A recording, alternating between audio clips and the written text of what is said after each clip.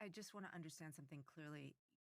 Donald Trump was found liable for sexual abuse in a civil court. He's been accused by many women. You don't believe any of that? I think the most serious thing I've heard about him has been the E. Jean Carroll allegation that he sexually assaulted her in a Bergdorf dressing room. And I don't believe one word of that. Not one There word. are other women who have Oh, I know. said, I've interviewed some of them. But look, the things I heard were included things like he got handsy on an airplane. Now, I don't know whether that happened or it didn't, but do I find that a deal breaker for a possible politician? Not really.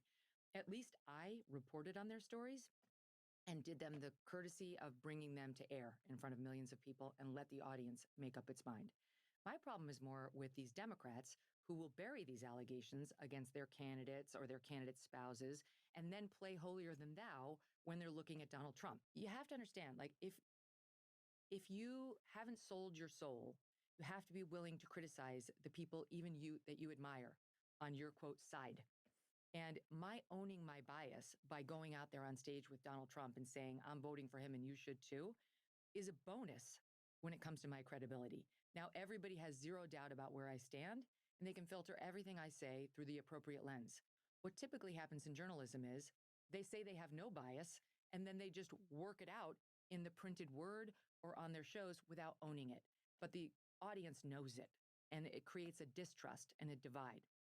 When it comes to Trump and me, no, my own personal opinion is most of the allegations against him are much more complicated than the mainstream media would have you believe. And I don't think Donald Trump is a rapist or a sexual assaulter. I do think he's taken inappropriate liberties with women and gotten handsy with them in a way he's owned himself. Okay. Years ago when he was a celebrity, and it is what it is. That's the past. Um, but it's just about so much more than that. We are talking about how many people dying at the southern border because of the invasion that we've suffered under Joe Biden. We're talking about Laken Riley, whose killer was let in under Biden. We put him on a taxpayer flight down to Georgia where he murdered her. I don't give a about Trump getting handsy with somebody 20 years ago. I want someone who will close the border, which he has. I want someone who will keep boys out of my daughter's sports, which he has.